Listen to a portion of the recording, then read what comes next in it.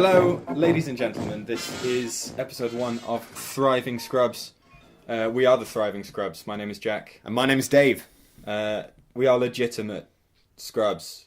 But we enjoy talking about magic, and that's what we're going to do for you today. We do it all the time. We talk about big ideas. We talk about big decks. Ideas that we have no real right to be discussing. No. My knowledge of Standard is actually not as good as it was 4 or 5 months ago. Well, I've been to 2 GPs. I've been to 1 GP. Yeah, so we are, Between us. In any case, Jack, what have we got on today's show? On today's show, well, it's just been the Amonkhet Prerelease. And we were there. We were there. We could only attend one for contractual reasons. Yeah. And monetary reasons. But it went pretty well, and we learnt a fair amount about the set just in that one evening, I think. And certainly looks like a fun set. Agreed, yeah. To draft, a fun set to play any form of limited, really. And hopefully a set that will shake up Standard, which I'm pretty sure everyone will agree is boring as hell right now. Yeah, Standard needs some work. But it was that classic thing you get at pre-release of people who did well think the set's great, people who did poorly think the set's terrible. So it will remain to be seen whether or not that is in fact the case. People complaining that their combo decks didn't work. Yeah, combo decks. Stood there thinking, why are you doing this to yourself? I mean, to be fair, look, sometimes you just got to go to pre-release and play combo, and you've got to appreciate that. That's what pre-release is all about. I think the first thing we should probably do is talk about the decks that we ended up playing. So, Jack, why don't you kick us off? You were playing blue-green. I was on blue-green with a black splash. I was fortunate enough to open up a Fetid Pools. And I guess that's a good place to start. These lands and cycling in general is my personal favourite thing. Mechanic? Is that the word you're looking for? See, here's the professionalism you should come to expect. I was thinking mechanic, and then I didn't. Yeah. Anyway, that is my favourite. It just makes decks that... I mean, the problem with limited is variance, is that you draw the wrong things at the wrong time. Yeah. And I had opening hands with all my 7-drops in them, but it didn't matter because all my 7-drops can be cycled away. And it gets around the variance somewhat. So, yeah. I'll pick out a few cards. Exemplar of Strength is the first card I want to talk about. Okay, yeah, no, that's cool. I did play it on turn 2 a few times, and when you do, it's just fantastic, because you gaining a life is not nothing. So it attacks for 2 and you gain a life. They're on 18, you're on 21. Then they're on 15, you're on 22. Then they're on 11 and you're on 23. And that's only after attacking 3 times. And if it goes unblocked the first time, it's most likely going to go unblocked the second time. Yeah. And at that point, I mean, the Long Tusk Cub comparison is real. Yeah, I mean, I played against it, and it was always scary. I mean, I happened to have the enchantment that turns things into a 0/2. I will find the name of it, as you should when talking about something. Illusory Wrappings. Illusory Wrappings. Enchanted creature has base power and toughness 0/2. Yes. If that thing comes out and you make it a 0/2, it will just die. It just dies. It's got 3 counters on it. It's got 2 toughness. It's out of there. It's gone. It's never coming back. Yeah. I mean, it's not Glory Bound Initiate. No. But as an uncommon goes, I don't know if it's Mythic Uncommon. That remains to be seen. I think it's a good uncommon. It's a good uncommon. It's not Crocodile of the Crossing. Nor is it Timor Sabertooth, nor is it Ridgescale Tusker. Yeah. But it's kind of like Long Tusk Cub. Or is it Pack Guardian? No. Or is it Seed Guardian? No, it's not a Guardian, frankly. Fairly obviously. What was your deck about then? I didn't really get to look at it that much. It was kind of good stuff. I mean, I had an Essence Scatter, I had a Censor, I sided in Cancel sometimes just to be a dick. Language, mate. A Winds of... Oh, come on, I think... We're going to have to put a warning on this now. We'll be alright, yeah. Oh. A Gale Strike, a Winds of Rebuke, Hieroglyphic Illumination, Floodwater. So there was an element of control to it. Which is a reason why it's worth talking about Vizier of the Menagerie in a second. Yeah, we should probably mention your Mythic Rare. That's probably something worth visiting. But yeah, so it was a kind of tempo-y thing. It would counter, it would bounce, and then hopefully get in with big, dumb, like I had 2 Greatest Sandworms. My experience of playing Vizier of the Menagerie, which I believe was my only Mythic, yes, was that the card is very good, but it decreases in value depending on how many creatures you have in your deck. And I didn't once cast a creature from the top of my library. You didn't? Not once. Not once? Not once. I did once cast a creature using the wrong mana. I cheated on mana using this ability, and that to be honest, Well, that's busted. I mean, that's... yeah. Or I cast a Tarkrop Skirmisher. So, And for those who aren't familiar with On turn Tarkrop Skirmisher, Tarkrop Skirmisher is a fine little card. Yeah. I actually had that in mind as well. I was underimpressed, but You were under. Well, I was. I want to talk about it as one of the overperformers. So, Oh, really? Here's a disagreement right off the bat. no, Vizier of the Menagerie is great. I mean, it's obviously a first pick, and it's worth moving into a colour for, I would say. And assuming that you're drafting, then you're gonna have the number of creatures that make it Yeah, if you make it viable. Yeah, because you want to have a bunch of dudes. And in fact, another thing worth mentioning is that even though I wasn't casting creatures off the top, it makes cycling that much better because you know if you want to cycle. You know, you can say, right, I can cycle this Censor and it'll get me a land. I'm not that into a land. Or I can cycle a Censor and it gets me a kill spell that I need right now. Yeah, I see it. So it is definitely a good card. I'm personally just a big fan of 3/4s for 4 in limited. I think 3/4 for They're 4. really bad. That's the kind of rate you like. Solitary Hunter was one of my favourite commons in Shadows over Innistrad. It was well positioned for that. It didn't even have to flip. It just a 3/4 for 4 is just nice. It blocks a lot of stuff. It kills a lot of stuff. So let's talk about Curator of Mysteries. And what does Curator of Mysteries do? It's a Sphinx. I mean, to be honest, it cost 2 generic mana and 2 blue mana. It is a 4/4 with flying. That's all it needs to be a fantastic card.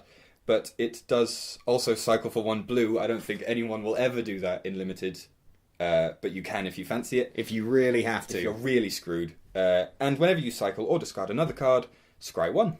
Which is nifty because the cycling trigger goes on the stack, so you discard the card off cycling, but then the trigger from the Sphinx goes on the stack, so you get to scry before you draw, which Lovely. is that's all right. I'll take that. Yeah. But I mean, as I say, 4/4 fly for 4 is just great. And So it's Sigiled Starfish with upside, is what I'm hearing. I mean, it's a 4-drop. Sigiled Starfish was a 2-drop, so Better, yeah, I know, but Honoured Hydra was another rare of mine. It costs 5 generic mana and 1 green mana.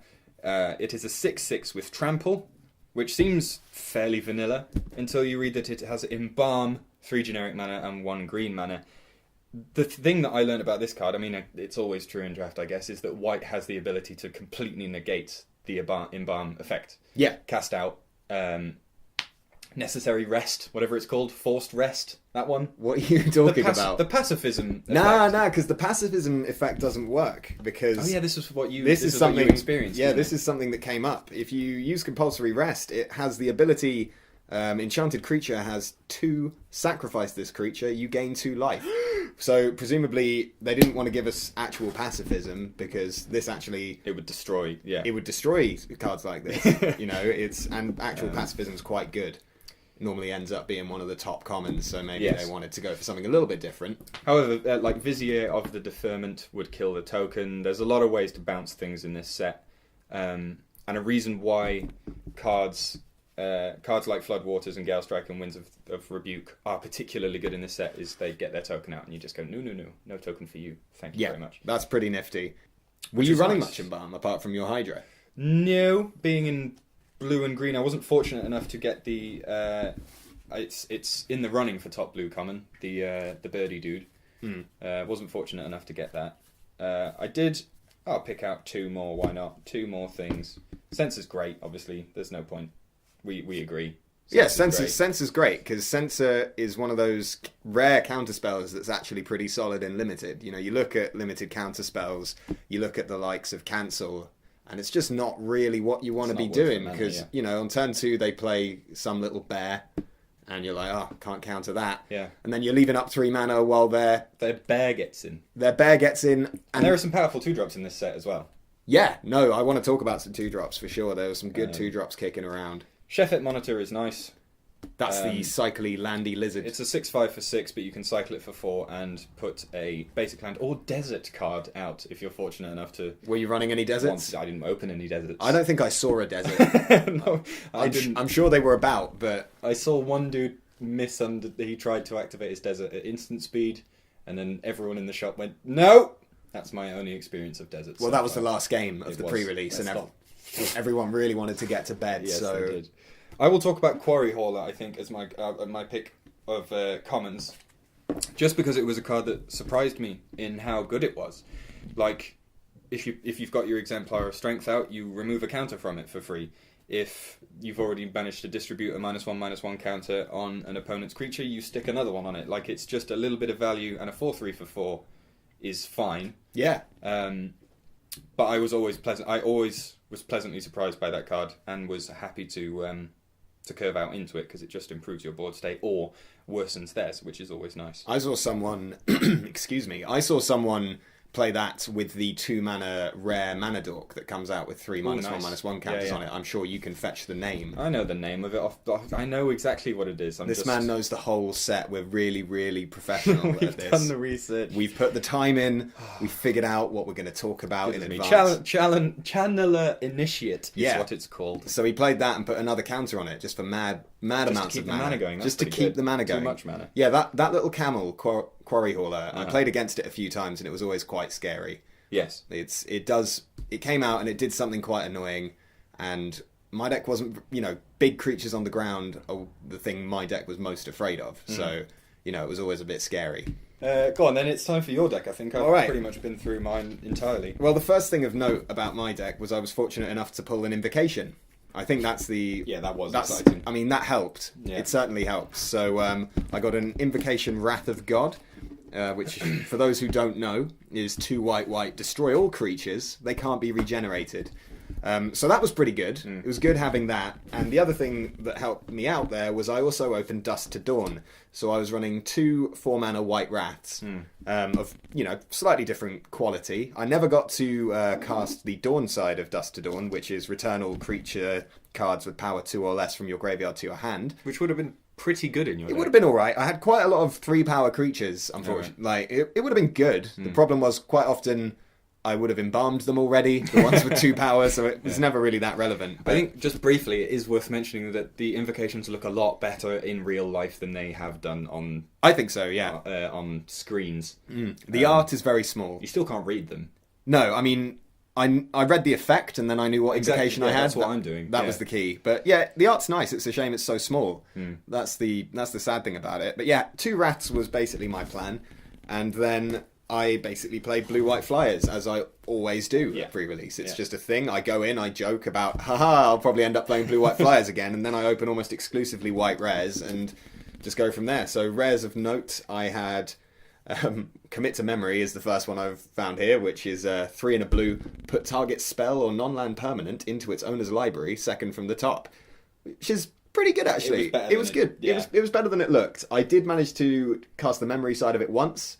So I had no cards in my hand, and my opponent had about 6, so I thought, alright, that's fine, I'll draw 7, he'll shuffle away and draw 1. I'm easy with that. So each player shuffles his or her hand and graveyard into his or her library, then draws 7 cards. And it was a late game thing, and I was already winning, so I thought, why not? That's the thing. I was ahead on board. I was doing okay. So that was quite fun. I think my best non-creature spell, to be honest, was probably Cast Out. Yes. So Cast Out, 3 and a white, enchantment with flash. When it enters, exile target non-land permanent until Cast Out leaves the battlefield, which it never did. Except, is it Angel of Sanctions, the mythic white angel? That is the mythic white angel. Does that exile target non-land permanent? Target non-land permanent. So that came in, it exiled my Cast Out, and then I gained control of the angel. There was all sorts of weird stuff going on in that game. You talking about it was a really weird interaction. I think it ended up working in my favour, but it was strange. I think the way you described it is you forced your opponent to kill their own Angel of Sanctions, which you had control of. Something like that. It was early. I don't fully recall. It was about 4 in the morning when this happened, and that does happen. I don't remember things that happen at 4 in the morning often. So yeah, Cast Out is excellent. The cycling for 1 white, I think similarly to your Sphinx, is maybe not going to happen in limited very often because, when you're looking at cards that are that powerful, you don't want to cycle them. No. And I often weirdly felt the same way about Winged Shepherd, which, granted, I did cycle quite a lot, but it's 5 and a white for a 3/3 flyer with vigilance. But I'm so into flyers. Like, flying is the best mechanic, in my opinion, by a long way. So I always felt a bit sad to be cycling Winged Shepherd, namely because it was my best creature. Quite possibly. Maybe that's not fair, but it was up there. It was my best flyer anyway, and I'm all about the flyers. Other notable cards, Glorybound Initiate. Yeah, is a very, very strong card. It is. I played against you and I played against it, and any 2-drop that that you have to pay, that is your number one priority, is so fantastic. Because I have to use my premium removal on a 2-drop. On a 2-drop, because if you don't, it'll just keep hitting you for 3. And that's the beautiful thing about it. The exert is interesting because I didn't exert it very often. Right. I exerted it, I think, once in our match, and then it against me. Yeah, and I exerted it a few times, but often you just didn't need to, because I would have one of these out and it would just be hitting in, and I was just thinking I'd rather hit them for 3 than gain 4 life for any reason. So the threat is enough. The threat is enough, yeah. To demand some removal, yeah. Yeah, it's a scary card to play against. I'm sure. One of the few X ones in this set that I think is worth running the risk. Whoa. Obviously, -1/-1 counters make what? Go on. Well, I'm just giving you a look because I'm looking at Sacred Cat, which, you know... yeah, that's one of the others. I'm looking at Sacred Cat, which was absolutely fine, is what Sacred Cat was. It was a perfectly serviceable card. I still don't know if it's good. Like, I played it, and I embalmed it a few times, and it was quite funny, in that it's not a particularly threatening card. It's humorous card. It's a funny card, and I was glad to have it. I don't know how highly you should pick it in draft. Probably not very highly. I would say but not very highly. But it's got some interesting interactions with one of my other good cards, which was Avon Wind Guide, which is 2, a white and a blue for a 2/3 flying bird warrior with flying and vigilance and embalm, and creature tokens you control have flying and vigilance. So get back to Sacred Cat. That's a 1/1 flying vigilant cat, and that's not with lifelink, no. Yeah, with lifelink. Yeah, with lifelink. With lifelink. There you go. Think about the swings. It was nuts. So my deck worked quite well, partly because I happened to open quite a few rares of the same colour, which always helps. Yeah. I had an Irrigated Farmland, which is the blue-white cycling tap land, which I don't think I ever played it. Really? I only ever drew it late, and I always just cycled it straight away because I did not want a land. Yeah. So I'm sure you could play it tapped if you wanted to, but... Yeah, it was most of the time it was 2 mana, draw a card. Yeah. Which was fine. I was open to that. Talk us through your games then. Who did you play? What were you up against? Well, so my first round was against a green-black deck that was really, really strong. So it looks like a strong colour combination. Yeah, it does. Decimator Beetle was insane. That card is just crazy. It was killing my guys. I was playing all my tiny flyers and tiny dudes, and they were getting crushed by this beetle. Decimator Beetle, for anyone who doesn't know, 3 generic mana, 1 black mana, 1 green mana for a 4/5 insect. When Decimator Beetle enters the battlefield, put a -1/-1 counter on target creature you control. Whenever Decimator Beetle attacks, remove a -1/-1 counter from target creature you control, and put a -1/-1 counter on up to 1 target creature defending player controls. You do distribute a -1/-1 counter even if you can't remove one from a creature you control. You absolutely do. I don't think my opponent did, but you absolutely do. They missed that. I didn't know this at the time. Okay. So, you know, I lost the match anyway, so it doesn't matter. There's no, I didn't sneak in a cheeky win out of them not understanding the card.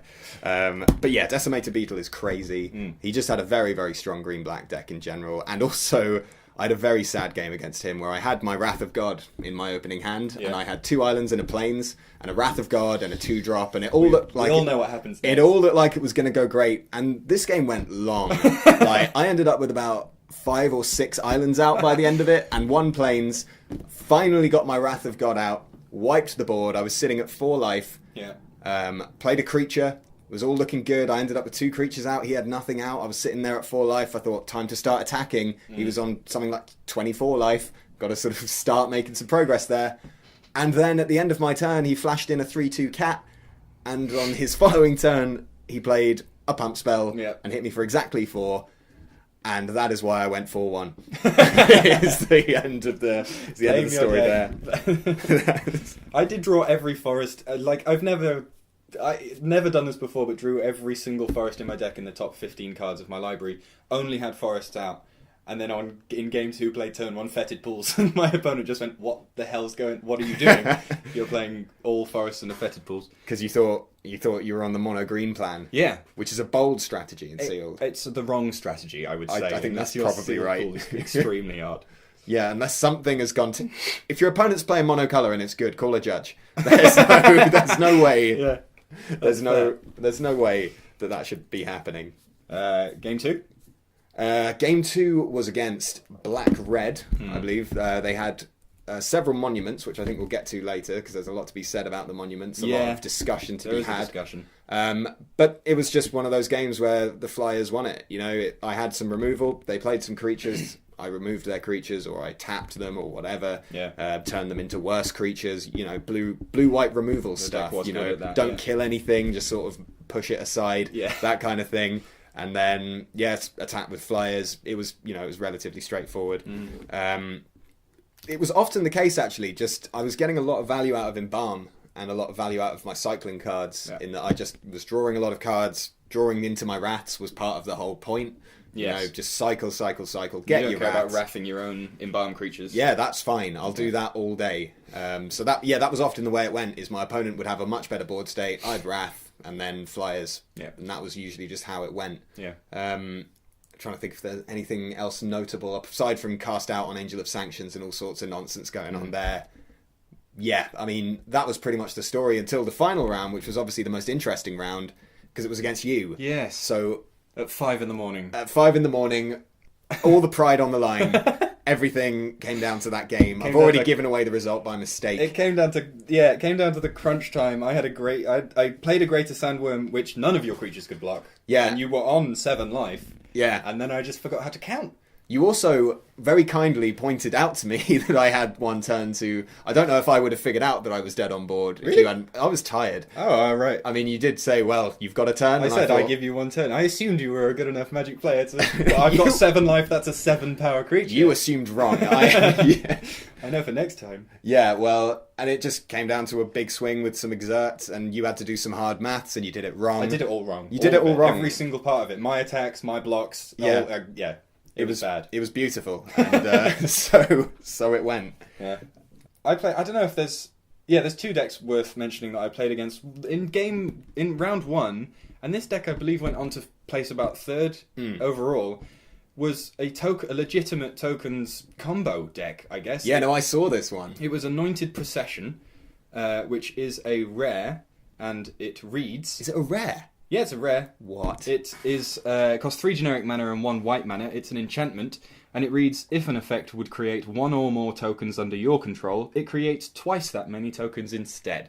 So, harkens back to Doubling Season in a sense. Yeah, that's Second Harvest. Yeah, and...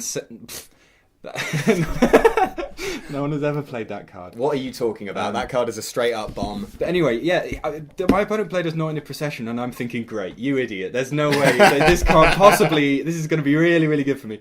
And then they just started embalming all of their creatures. They had an Anointer Priest, which gained them... Once you... Yeah, it embalmed an Anointer Priest with Anointed Procession out, gained 4 life. Then all of the cards after then gained them 8 life. It was silly. Had Vizier of Deferment as well, which is 2 generic mana and a white mana. Flash creature, 2/2 flash. When it enters the battlefield, you may exile target creature if it attacked or blocked this turn, and return that card to the battlefield under its owner's control at the beginning of the next end step. Fantastic against your opponent's creatures. Fantastic with your own creatures if you've got Enter the Battlefield. See, here's the funny thing. I had that card in my deck, and all night it read 2/2 flash. Really? I think maybe once I bounced. I think once I flickered a creature, and it wasn't a token. It was just a guy. Like it was. It never lined up for me. It never worked out. My opponent used the Vizier of Deferment against me.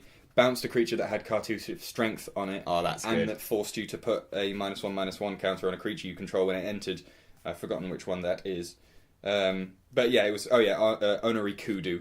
That's the 3/4. Yeah, it's a 3/4 for 3 that asks you to distribute a -1/-1 counter amongst creatures you control. And that's gross. It was disgusting. Yeah, I was about to win. And again, Vizier of Deferment against an Honoured Hydra would just be a complete blowout. So, yeah, it's a good uncommon. Yeah, it seems pretty good. I think it just never lined up right for me. Yeah. The other deck was a 4-colour control deck that was splashing red, as far as I could tell, splashing red purely for Combat Celebrant. Which one is Combat Celebrant? 2 generic mana and 1 red mana for a 4/1. One of the few X ones. It's a mythic.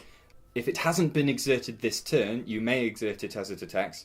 When you do, untap all other creatures you control, and after this phase, there is an additional combat phase. They won game 1 against me with this card. I'm sure they did. They did. Yeah.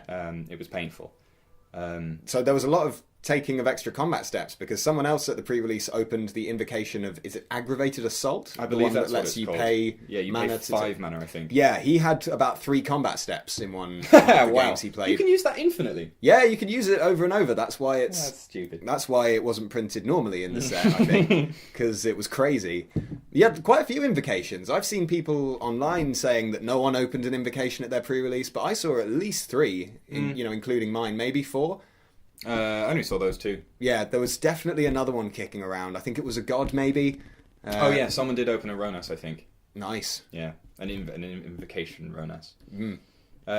So the 4-color control deck ran a lot of Aftermath cards. Yeah. It had Never to Return. The first side destroys target creature or planeswalker. The second side exiles target creature from a graveyard. Fantastic against Embalm, creates a zombie as well. Also ran Spring to Mind, which I think is a card I like.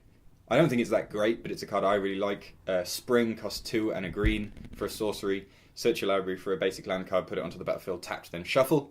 And Mind is an instant for 4 and 2 blue, draw 2 cards. Okay, I see it. Like, it costs a lot. But is that an uncommon? It's an Aftermath, yeah. It costs a lot, but it's an Aftermath. And drawing 2 cards, I did censor it the first time he tried to Aftermath it. You're the worst. It's exciting for You me. are the worst. You shouldn't be allowed. Well, I lost the game. That's fair. I think finished first overall. Can I just confirm, by the way, because speaking of blue cards, I was looking through your deck earlier. Yeah. Or the pile of cards, some of which are your deck. Yeah. Were you running Ancient Crab? No, because I was. Ancient Crab did not make it. Explain to me why you thought Ancient Crab deserved a slot in your deck. Let me tell you why. So, my whole plan revolved around... For anyone who doesn't know what Ancient Crab is, come on. You should have to do this. Ancient Crab costs 1 blue, and it is a crab creature, and it is a 1/5. So, obviously, it's one of the best cards in the set. Yeah, but Assault Formation is broken. Yeah. It's not even... It's not. It's never good. But the point was, I was a bit short on creatures, and I wanted something to gum up the ground so all my stupid flyers could get in. And it did an okay job. It was interesting, because it did just completely... It did its job, which is just to come down and stop a 2-drop from doing anything. Yeah. The interesting thing is, though, there are 2-drops that can exert and kill Ancient Crab. So there's the green 2/2 where you can exert it and give it +1 and Death Touch. So there are ways. Yeah. There are quite a few ways to get through Ancient Crab. But don't you feel Ancient Crab is so bad? If you're forcing your opponent to exert a creature in order to kill it, doesn't that kind of make you feel good? And even if it is, I was in fact running this card. Even if it is, let me find it, Bitterblade Warrior, a bear that you can exert and give +1 a Death Touch. It's a jackal, actually. Yeah, but you do not know what bear means, Dave. I know what bear means. I'm just wondering if you know what bear means.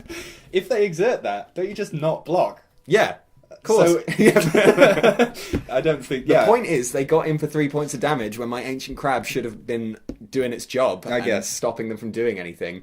It wasn't my best card. I can see it, yeah. It was probably my worst card, all things considered. It's not a bad worst card. It's not a bad worst card. I've had worse cards. Yeah. What was the worst card that you played against? The worst card that I played against... I think mine was Anointed Procession. It just worked really well. Yeah, well, this is the thing. Maybe Anointed Procession is really good and we're just wrong. It's possible. There's a lot of Embalm. There's lots of ways to make tokens in a non-traditional way, in that the tokens you're making are actually good. Because normally... if you've got something like Glyph Seeker, which costs 3 blue and is a 3/5 Sphinx that reads, whenever Glyph Keeper becomes the target of a spell or ability for the first time each turn, counter that spell or ability, and you can embalm it for 7 mana. If you create 2 of them, that's ridiculous. Yeah. My opponent did actually try and enchant Glyph Keeper with a cartouche, and I let him off, and then I lost, and I feel bad about it, because that should have just been... Oh, is it whenever anyone targets it? A spell or ability. So you can't target When you say you let him off, do you mean you missed it? Because No, I immediately, as soon as he did it, I said, hang on, and then had a read of it, and he went, and then I let him off. And I should have just gone, charge! As is, That is what favourite people. thing to do. That's what people expect from a pre-release. Is you've got to call the judge. I had a judge called on me once all night. Oh, yeah? And the reason the judge was called was because I played Wrath of God. So I cast Wrath of God, and my opponent wasn't aware that you could play Invocations. Oh, really? Because he was saying that's a modern card.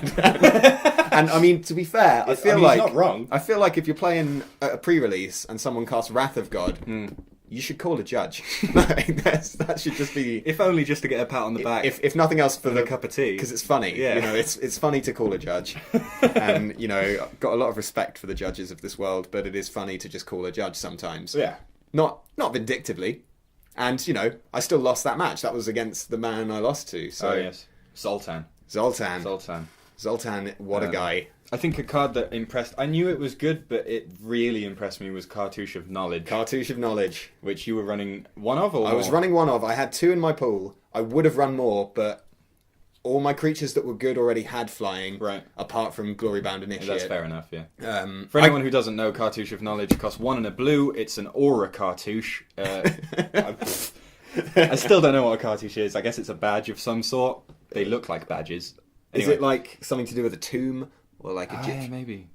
We haven't done the research. Enchant creature you control. When Cartouche of Knowledge enters the battlefield, draw a card. Enchanted creature has +1/+1 and has flying. So it's basically a mini Jeskai Rune Mark, and Jeskai Rune Mark was very good. Yeah, it was easily the best rune mark. But this has synergies as well. If you're running Trial of Blah, Trial of any. Trial of whatever, Of one of any them. trial of whoever you please, Yeah.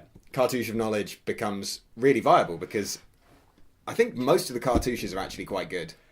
The green one is. I think the 2 best ones. Yeah, I was about to say the competition. I think is between knowledge and strength. Cartouche of Strength costs 2 and a green. It is an aura cartouche. Enchant creature you control. When Cartouche of Strength enters the battlefield, you may have enchanted creature fight target creature an opponent controls. Enchanted creature gets +1/+1 and has trample. So the card that we're comparing it to is Hunt the Weak. Yeah. And if you're comparing it to Hunt the Weak, then it's better than Hunt the Weak. Whenever people cast that against me, I've never been happier to be playing blue. Yes. And there were 1 or 2 times where I managed to have the bounce spell when they cast it. I mean, and that another just reason feels why beautiful. why I think bounce spells are particularly good in this set. Yeah. Embalm and cartouches. You're going to see a lot of cartouches because I think all the cartouches are good. I think knowledge and strength are the best ones. I think the red one could be good in draft because red looks. I haven't played with red, but it looks really aggressive, and I feel like if you build the right aggressive red deck, it basically plays a bit like a Goblin Heel Cutter spell. You know, Yeah. it makes it turns one of your creatures into a Goblin Heel Cutter for the turn, And keeps it... I mean, yeah, you've got Blood Rage Brawler, which is a 4/3 for 2 where you discard a card when it enters. You've got Arncrop Crasher, which is basically Heel Cutter, but you exert it to heel cut someone. yeah, or put a cartouche on it and don't bother. Or don't even bother. Don't even bother, mate. It's Yay. fine. And there is another 1-drop enchantment, isn't there? Probably. Where it gets +3/+3, but at the beginning of your upkeep you put a -1/-1 counter on it. Yeah, I think this set looks grindy. Yeah, it felt grindy. Cycling means that you're going to hit your land drops. Embalm means that you really don't... Like, I had a full grip, or like 5 or 6 cards for a long time in most games. But red looks like it might be able to just sneak under and you just completely discard your hand and attack for damages. Yeah, I mean, I think part of the reason it's grindy is because the creatures on average are quite small. You know, if you're comparing it to, you know, a set like my mind's suddenly gone blank, but you know, Come on, you're normally good at that. I'm normally good at that, but obviously there's the pressure of being recorded. But the point is, they're all really little, with the exception of green, which is fair enough. But you know, most of my creatures had 2 power. I think a few had 3. I don't think I had a single creature with more than 3 power. No, I didn't. Wow. And the highest toughness in my deck was tied between Ancient Crab and Supply Caravan, which is the 3/5 camel that makes a warrior if you've got a tapped creature. Well, that might just be the colours you're playing. I was playing blue-white, but I never sort of looked across the board and went, "Wow, that's massive." It was never control yourself. It was never sort of until you saw my Greater Sandworm. Yeah. Which is a really nice common. Yeah, I don't know it's if we've mentioned it a few times. So it's 5 and 2 green for a 7/7. It can't be blocked by creatures with power 2 or less, or your deck. Yeah. And it cycles for 2. Cycling is the best. Cycling is the best. This card would not be good if it didn't cycle for 2. No. Like, it would be fine, and you would if you were lucky enough to pick up a few mana dorks, you'd play it. But it would be one of those cards where people would go, "Oh, it's okay in sealed." Yeah. But that would be it. But I think it could. Yeah, I think I could see it turning up in drafts, even if you're not even planning to cast it. You've got Drakehaven, whatever. Play this massive worm. Exactly. Sometimes you'll just draw it. And if you're fortunate enough to draw it on turn 20, then turn 20. Yeah, that's how I play Magic. You think this format's proper? 20 turns. 20 turns. This guy. Yeah. How about at this point we move away from our sealed decks, because I didn't place as highly as you. Yeah, that's probably fair. And for the sake of everyone's well-being, we discuss a few of the cycles. We discuss a few of our choice picks. Not necessarily the cards we think are the best, just the cards that are worth discussing. Well, there's several of them. We can't talk about all of them. No, we can't talk about all of them. Because I've got stuff to do. I've got to go make dinner. Let's go with the monuments. Yeah, we can talk about the monuments really easily. I want to talk about the monuments, man. Yeah. And still talk about sealed, because that's where I want to talk about them. Okay. So the monuments, I believe quite strongly that the monuments are not good. The monuments, as a general rule, they cost 3 mana. They reduce the cost of a colour of creature spells by 1. Is it creature spells only, or is it spells? Just creature spells. And they also read, whenever you cast a creature spell of any colour, there is an effect. So do a thing. Yeah, Hazoret's is Rummage. Ronas's is grant +2/+2 and trample. Bontu's is drain for 1. Kefnet's is frost something down. And Akreta's is make a 1/1 white warrior creature token with vigilance. But notably, Kefnet doesn't tap them, does it? It's only if they're tapped. It's just it doesn't. Goodness me! Yeah, target creature. No, that's right. It doesn't even frost. Let me go on my rant about monuments. That's a bad one. Yeah, go on. And then you can either chime in or you can agree 100%. But here's the thing: every time a monument was played against me, if it had been a 2/2 or a 3/2 or even a removal spell, or an ancient crab. Maybe not an ancient crab. I think, ancient crab is its own genre of bad. Okay. But the monuments, the effects that I saw people getting from them, over time, if you have a monument out on turn 3 and the game goes long enough, yeah, you're going to get value from it. You're going to see good stuff. But I played someone who had 2 monuments out, and if they'd been creatures, they easily would have won. Easily. It was a race situation. I had some flyers with 2 power, 3 power. They were sitting there with 4/4s and that sort of thing. Yeah. If those monuments had been anything that actually had an impact on the board, they would have won. Uh-huh. And I don't think that's going to be unusual, because it's to tap out for turn 3 to do stone nothing. Yeah. Instead of playing any 3-drop. And I can appreciate there's that ramp element to it. I can see that maybe you've got a deck with loads of 5-drops and 6-drops, and for some reason they don't have cycling. You've built a weird sort of massive worm deck. Yeah. Maybe, sure. But I think for the most part, they just don't bring enough to the table. No. In my opinion, the only one that's worth considering is Akreta's Monument, because it makes creatures. Yeah. But how many creatures does it have to make for you to be happy with it? Well, yeah, I know. These are the kind of cards that force you to talk about ideal draws, and whenever you're talking about ideal draws, that means that the card is often not going to be good, because you don't draw your ideal draws every game. Well, I do. I've got cycling on my side now, I guess. But with the Akreta's Monument, let's say you play it on turn 3, then it reduces the cost of white creature spells. So on your next turn, you can play a white 3-drop and a white 2-drop. And you make 2 warriors. Yeah. That's good. That is good. That's good. There's no question that's good. But I don't know if that's good with any of the other monuments, because that is not something that you can guarantee you're going to have in your hand on turn 4. Why haven't you already played how many 2-drops do you have? Exactly. Did you hold on to a 2-drop, or did you draw it at the right time? So, and in that scenario, you've presumably skipped turn 3, where you could have played one of those 3-drops. Yes. To get mad value on turn 4, and for those turns, your opponent's presumably been doing something. Yeah. Creatures. Hopefully, I would guess. So sure, if you've got loads of creatures and you've got loads of stuff going on, Aketra's Monument, I could see. Mm-hmm. I can see the Rummage effect being good if you've got some kind of red grindy deck. Maybe it's just the black one isn't very good at all. I don't think. Like, there are better ways to drain your opponent in the set. Yeah, there are plenty of ways to do it, and most of them are better than that. Yes. So it's a weird one. The green one, maybe. I didn't play against it, but I could see it. Because it gives trample, right? It gives trample, it does. It gives trample. It's possible. But most of the big green creatures already have trample. They don't need it. They don't, and even if they don't have trample, they're big green dummies. They just smash. That's kind of what they do. I feel like now that I've made such a strong statement against the monuments, they're going to become. They're going to be format defining. Yeah. Everyone's going to be like, "Oh, I didn't get any monuments. How am I going to win?" They're going to be the implements of this set. Yeah, and then I'll have to quit the game and take up another hobby, like talking nonsense about something else that I'm in no way qualified to talk about. So, philosophy maybe. I'll find something else. So you said prior to this, because an element of planning did go into this, we spent approximately 4 minutes. Yeah. You said you wanted to talk about cast out, but you've kind of done that.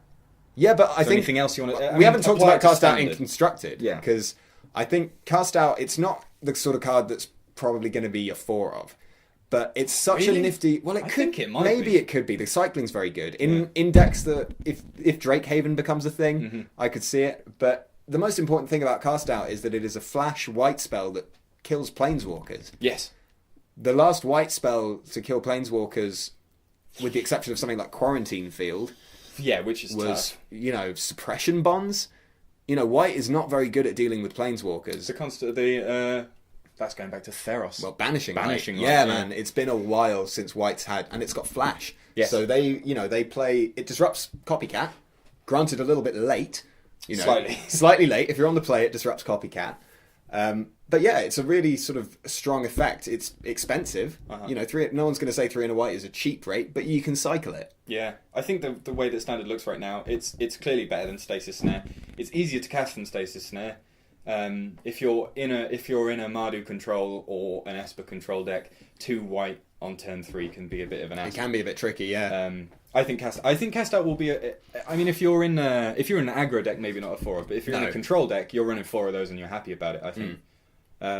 I want to talk, if we're talking uncommons, this isn't a card I think is going to be format defining. It's just a card that I look at and think, this is a 1 mana 3/2. Is Bone Picker. It costs 3 and a black.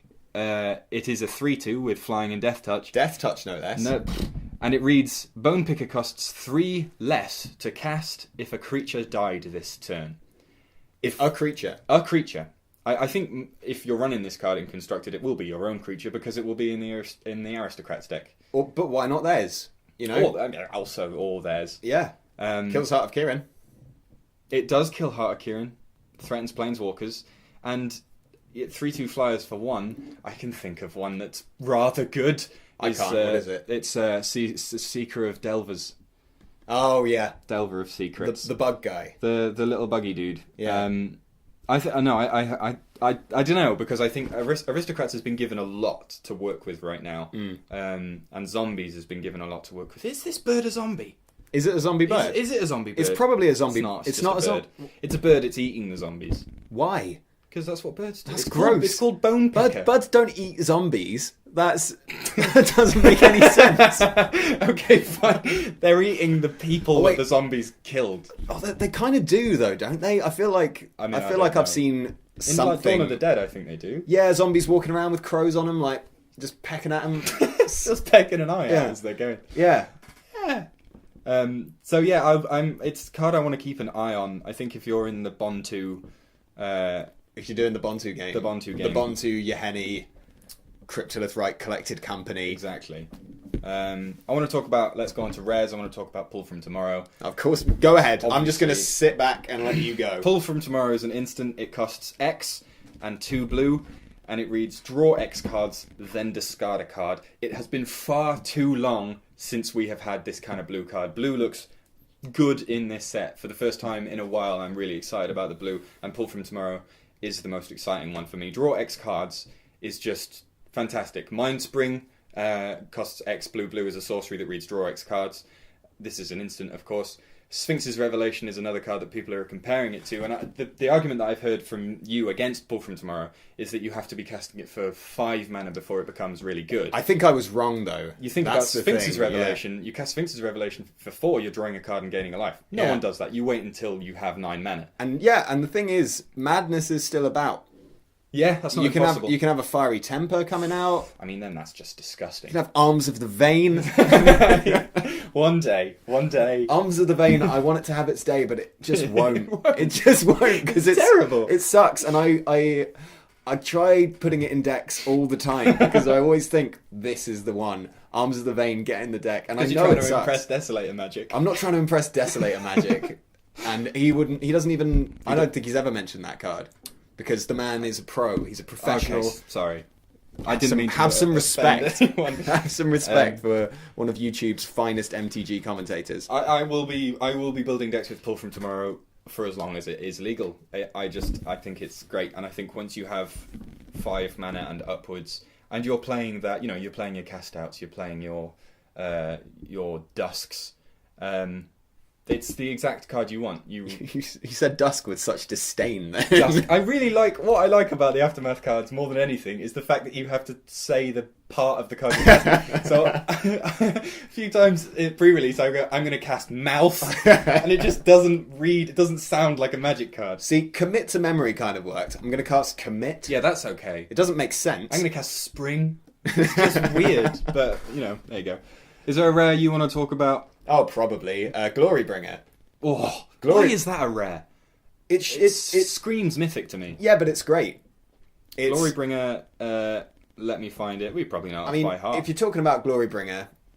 It costs 3 red. It's a 4/4 flying haste. You can exert it when it attacks, and it deals 4 damage to a non-dragon creature. Yeah, for some reason in my head I had it as a Planeswalker killer, which it is, but not because it can shoot them, right? It can't hit players. It just attacks Planeswalkers. Yeah, it just attacks flying in haste. Okay, yeah. Well, it's a bit like Stormbreath Dragon, right? That's the thing that it makes me think of. Yeah. And or Dragon Lord Kolaghan, not quite, but Yeah, see, it's a quick dragon. It is. It comes in and it just gets there. Those are both mythics that you just said. Yeah, this exactly. card is good. Thankfully, I didn't have to play against it at pre-release. Did anyone have one? Did you see one? I didn't see one because I would have just conceded. Yeah, I'd have left. Nothing I could have done. I would have just jumped out the window. Yeah, the card is going to be all over the place. Yeah. It deals with... I mean, it doesn't match up well against Archangel Avacyn, but other Where's than that, she been, though? Yeah, I know. Where is Archangel Avacyn? Has anyone seen her? Please send help. Other than that... Yeah, it comes in, it takes out a creature and a Planeswalker, or just chunks at your opponent, and continues to do that over and over again. If you are for some reason playing Always Watching and Glorybringer, then you have built some kind of Stormbreath Dragon, like Carvu crossover. Throw a Glory-bound Initiate in there. Yeah. Now you're talking. It's pretty. Yeah. Regal Caracol's fantastic. Let's not go into it too much, but... Remind me which one that is. It costs 3 white. It's a cat. It's a 3/3. Oh, yeah. Other cats you control have +1/+1 and lifelink, and when it enters the battlefield, create 2 1/1 white cat creature tokens with lifelink. This is why they printed Felidar Guardian, because they didn't see the combo. They've admitted that. This is what Guardian's for, which is why I think they should ban Saheeli, not Guardian, because Guardian is still viable and would still see play and contribute to this cat archetype, whereas Saheeli Rai is a terrible Planeswalker. It's just a bad Planeswalker. It is a bad Planeswalker. So, yeah, I can see, they don't want to get rid of a major character from the story. Felidar Guardian's not really in the story. I want to go down a tangent with Saheeli Rai right now, because I'm just thinking about the 3 Planeswalkers in this set compared to Saheeli Rai. Yeah, they're all pretty good. They're all better by quite a bit. Yeah. What do we have? Angel of Sanctions we've talked about. Is it even worth talking about Angel of Sanctions? The thing that I want to talk about with Angel of Sanctions, because it's silly, is what about if you've got Bruna? So you've got Bruna the Fading Light. Oh, shut up. That's ridiculous. You're playing Angels, because that's what Standard's going to be all about. Mark my words, you heard it here first. So you've got Angels for days. You've got Gisela the Broken Blade for some reason not getting killed. Somehow she survives. In the magical dreamland where Gisela sticks around for longer than a turn. And then, because Angel of Sanctions, even without Bruna... That's really good. Even without Bruna... It just comes down, it nicks a Planeswalker, right? Non-land permanent. Non-land permanent. It comes down, it steals a Planeswalker. Well, it doesn't steal, it exiles. Well, it steals in the sense of it's like, give me your card, I'm putting it under my card. And then if they kill it, they get their thing back, but then you embalm it, and you take it again. And you don't need to take that thing anymore, because now there's this thing, which is even more powerful, so you take that instead. The problem is, Heart of Kiran. Yeah, that is a problem. I mean, Archangel Avacyn as well, and Glorybringer. They all do deal with the Angel of Sanctions pretty smoothly. Fatal Push doesn't. Having said that, even if they exert a Glory Bringer and take out your Angel of Sanctions, you do just embalm it next turn. And take their Glory Bringer. Their Glory Bringer doesn't untap, and then you have to, it is still good. They play their Archangel Everson and block, and you go, fine, I'm just going to embalm and take your Archangel Everson. So yeah, the card's great. I want to talk about Glorious End briefly. Glorious End... I mean, go ahead. It's a card, I feel like if I was just being introduced to Magic, I would need a few weeks to understand what... Here's Glorious End. It costs 2 and a red. It is an instant. End the turn. At the beginning of your next end step, you lose the game. There are applications for this card. There are. Most notably, what you want to be doing with this card is ensuring that either you're going to win, like you cast this spell in your opponent's upkeep, end the turn, you time walk them essentially, and then not really, yeah. They kind of, and then you have to win on your next attack, otherwise you go to your end step and lose the game. Or you choose to not go to your end step. If you cast another copy of Glorious End, then you don't have to go to your end step. Love it. Or, I think this is in standard at least, this is the best way to do it. Gideon of the Trials. I will just mention the emblem for now. The emblem reads, as long as you have a Gideon Planeswalker, you can't lose the game and your opponents can't win the game. So you can just Glorious End as much as you like. Yeah, and which begs the question, how many copies of Glorious End do you run? It also begs the question, what's the point? I guess, what are you achieving? But should we just play limited? Again, this isn't a card that I think is fantastic necessarily. It's just a card that is not. It's worth talking about because I think it's going to be great. Do you? Yeah, I think Gideon of the Trials is awesome. I think Gideon of the Trials obviously wasn't meant to be around at the same time as Gidders of Zendikar. No. So, that's interesting. It was meant to have rotated out with the old rotation system. So now we're going to have, 3 Gideons, legal and standard, including the weird Planeswalker deck one. And you can go... Which I don't think is terrible. You can go turn 3 Gideon, emblem it. Turn 4 Aloe of Zendikar, get rid of your old one. Emblem it. Turn 5... Well, I don't even know what the other one does, but it doesn't matter. You'll have 2 Gideon emblems out. And it untaps your creatures if you're doing an exert, thing. Well, let's go for a Gideon then. Gideon costs 1 and 2 white. It comes out with 3 loyalty, +1 until your next turn. Prevent all damage target Heart of Kiran would deal. Prevent all damage target permanent would deal, rather. And it has a Naught ability until end of turn. Gideon the Trials becomes a 4/4 human soldier creature with indestructible. That's a planeswalker. Prevent all dead. The standard. Is he a human? Gideon thing. It is a human soldier. Yeah. And then I'm going to need to get 4 of them then. The other one is the emblem. I want that mono-white human type. And I feel like you need 4 Gideons. Well, you best save up some money. I best get a second job. Yeah. I could sell this Wrath of God. This is our second job. We're going to be so rich. Really, I think Gideon is going to be... Is Gideon better than Ally of Zendikar? Of the Trials? No. No, maybe. It's probably hard to just It's 3 mana and it attacks for 4. It does. The +1 is great. Prevent all damage target permanent with deal is just such a neat... You talk about defending yourself. As a +1 ability, that is so neat. And it, Scrap Heap Scrounger, Heart of Kiran, it doesn't do anything. Actually, it does. It bloody stops the combo. It stops Sahili Rai. You can't lose the game. That's just... Yeah, the card is... No, they just kill Gideon. They just attack Gideon. Oh, yeah, they send a certain amount of Gideon. What are you talking about? Fine. I was... Thriving Scrubs is the name of the show. Thriving Scrubs is what we do. Yeah, well, I get to... We make wild statements backed by nothing. I can cut these. I can't wait for the Pro Tour. I'm just going to cut out all the bits that make me look stupid and highlight the bits that make you look stupid. So, we're just going to do the a short show. Yeah. Oh, the dagger. We're going to do the Planeswalkers, we're going to do the Gods, and then we're going to wrap up. So we've done Gideon. Nissa, because we needed another Nissa. Nissa, Steward of Elements. This, I believe, is the first ever Planeswalker to have X in their casting cost. I think so, yeah. And it is clear why, because this card is quite good. X, green, and a blue. Comes out with X loyalty. +2, Scry 2. Not that exciting, but when you read the other abilities, it all makes sense. You realise why it's good. It all makes sense. The Naught is look at the top card of your library. If it's a land card or a creature card with converted mana cost less than or equal to the number of loyalty counters on Nissa Steward of Elements, you may put that card onto the battlefield. How small is the font on this card? Yeah, I had to lean in quite a lot there. I mean, the +2 is Scry 2, so that doesn't take up any space. Yeah, fair enough. That's probably why. But the Scry 2 sets up your Naught next to it. Yeah. And if you can reliably just cheat permanents out, then that's ridiculous. And also, for if you cast this for 8 mana and it comes out with 6 loyalty, you can -6, untap up to 2 target lands you control. They become 5/5 elemental creatures with flying and haste, because those are blue-green. That's what blue-green always haste does, is all man. about that. They're still lands.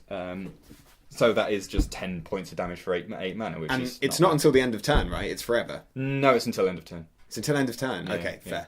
Goodness me. Yeah, I know, right? But, there are cards that support just ramping Steward of Elements. Bounty of Luxor grants you 3 extra mana every other turn. I won't go into it. I heard on Top Level podcast, Patrick Don't mention Schaefer- our competition. We are not in any way.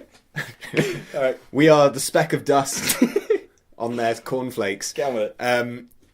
Corrupted Graphstone. Yes. With cycling. Yeah. Like you can go Corrupted Graphstone Cast out. into Hedron Archive. Yeah. Into Ulamog. That's how it works, Bounty right? of Luxor, Weaver of Currents, again, I'll very briefly, costs 1 green and a blue, it's a 2/2. You tap it for 2 colourless mana. Anytime that a spell can tap for 2 colourless mana, it's worth considering. Yeah. And this one costs 3 mana. That's 1 cheaper than Hedron Archive. I straight up made a deck with Kozilek's Channeler in it, and this is like 2 mana. That was See the Unwritten. That was See the Unwritten. Yeah, let's not go back to that We'll have a whole episode on that. pile of... Yeah, you will. Like, comment, and subscribe for more episodes. Oh dear, For alright. my sick deck tech. Liliana, Death's Majesty, costs 3 and 2 black, comes out with 5 loyalty.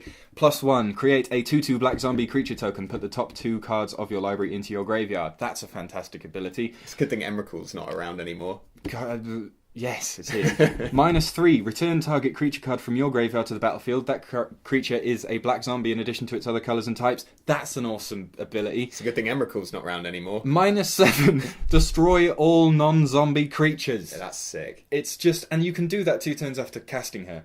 Every 3. single...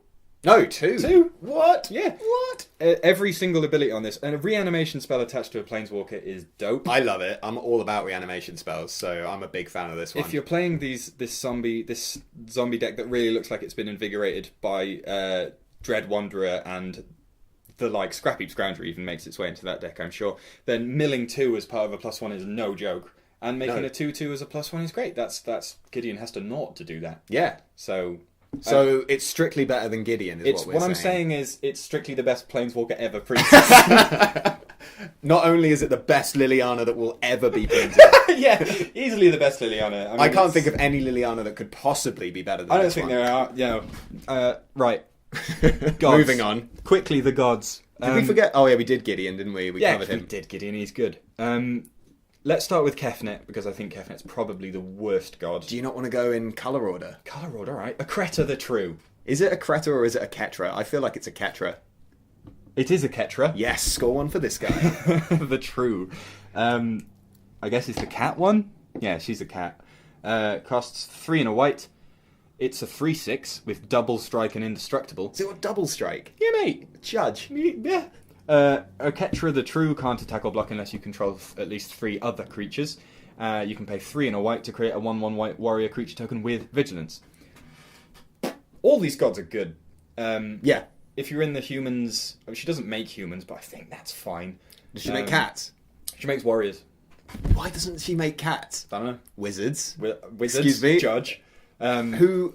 But she's a 3/6 with double strike and indestructible for 4. Yeah. You're going to have the creatures if you're playing this So, deck. yeah, where does a Ketra go? Is it a curved topper in some Humans. kind of human? Yeah, humans. Humans. So you go, turn 1, a human. You go turn 1 Thrabers. Turn 1 Thrabers. Yeah. Old Thraby Inspector. You go into turn 2 Glory Glorybound Bound Initiate. Turn 3 always watching? Turn 3 always watching. Turn 3 always watching. thing Turn is- 3 Gideon. Turn 3 Gideon. Look, the point is, It's gonna work. It'll be somewhere. Right. It's a good card. Kefnet the Mindful. I'm going to let you take this one. This is your kind of card. Fine. And it's What, because it's blue? because it's blue and it's Costs 2 and a blue. It's a 5/5 with flying and indestructible. It can't attack or block unless you have 7 or more cards in hand, and you can pay 3 and a blue to draw a card, and then you may return a land you control to its owner's hand. It harkens back to Thassa, and Thassa did see play. yeah. It's a 5/5 flying indestructible for 3, and in a control deck, like if this is your only creature, then you're going to have 7 cards in hand when you need it. you can rely on your spells. You don't need to attack because you're controlling, and you can rely on your spells to make up for the fact that maybe Kefnet can't block for a turn or two. The ability draws you a card and then puts a card back in your hand, which lets you cheat on mana because you can tap a land, return it, play it again. Yeah. So you can tap a land, play a spell, return it so that you get your hand size up, attack with Kefnet, then play the land again. You can even play that desert that comes in tapped and deals 1 damage to target player. Oh my goodness, you could. You could play a better desert than that. But... again, I mean, maybe that was a slightly ideal draw that I was talking about, but it'll see play. I'm sure someone will figure it out, but it won't be me. Bontu the Glorified. This is my jam. You take this one. It's 2 and a black for a 4/6 with Menace and Indestructible. It can't attack or block unless a creature died under your control this turn. Actually, that's a weird way of putting it. And it's got an ability 1 and a black and sacrifice another creature. Scry 1, each opponent loses 1 life, and you gain 1 life. So Bontu, weirdly, is an aristocrat god in a strange kind of way, and I really want aristocrats to work. My only fear is we don't have a way to cheat out small creatures in the same way that we did with Collected Company and Rally the Ancestors. Yeah. So the puzzle is to figure out how you get all your sacred cats out. Yeah. Because, you just play loads of tiny dudes. Yeah. Sacred cat becomes a zombie when embalmed. True. Is an interesting point. But yeah, some kind of crypt breakery, zombie kind of vibe. Voldaren Pariah. There's Priced Amalgam could just go in that build. Yeah, exactly. I think Bontu's interesting. I don't think it's a 4 of. I think I think it slots in. You run a few of them in an aristocrat deck. Yeah. Maybe. But it's cool. I like it. I think it's a cool card. I'd like to build a commander deck around it if I was going to do that. That certainly would be It would fun. be a fun card to build a commander deck around. And the Menace is not... I think Menace gets overlooked sometimes. When stuff has Menace, you're just like, oh, whatever. But Menace is really good. That's Menace true. is a really strong ability. And on a 4/6... Yeah, it's great. A 4/6 Indestructible. A 4/6...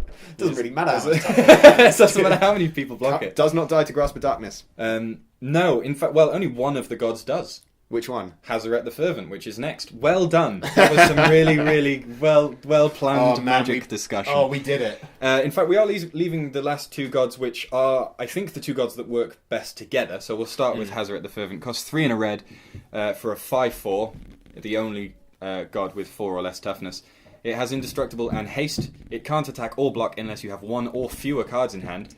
I've heard people call that Heck Bent. That's been what people have been calling it.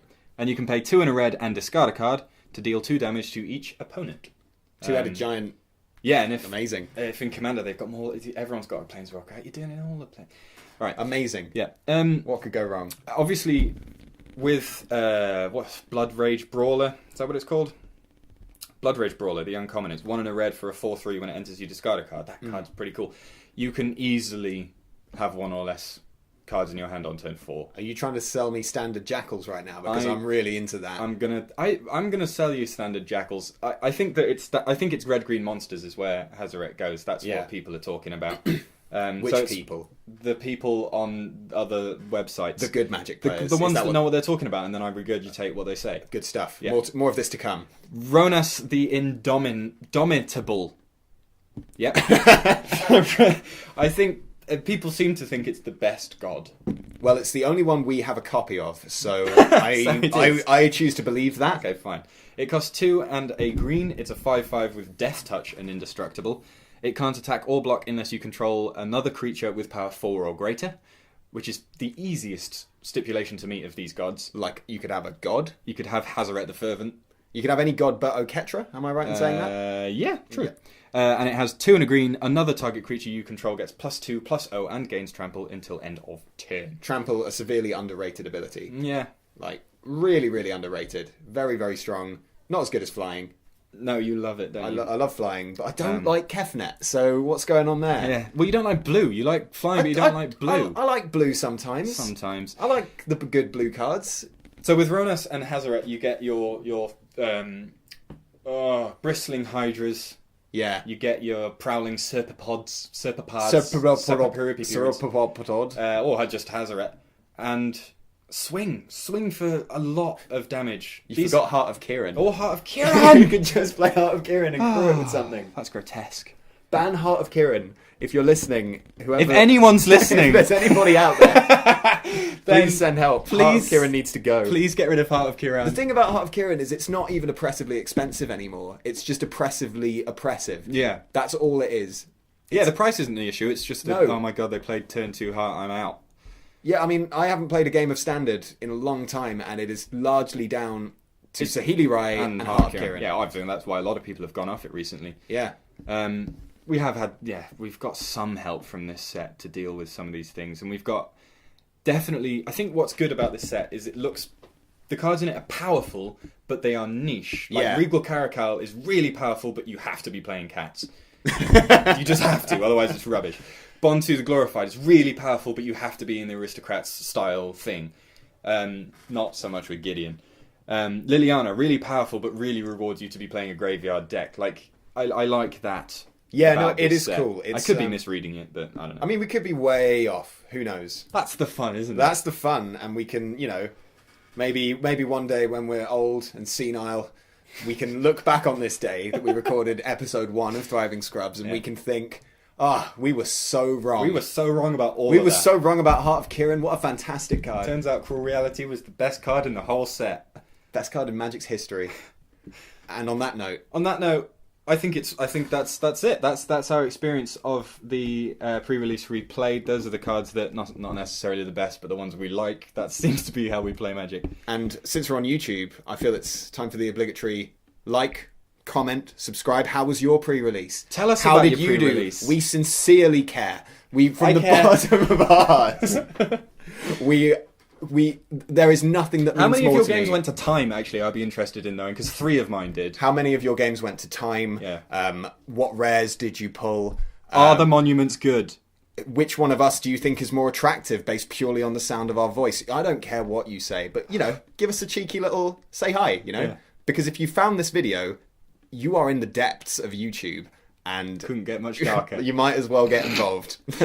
See you later, everybody. On that note, goodbye. Bye. Good luck, have fun. Bye. Bye.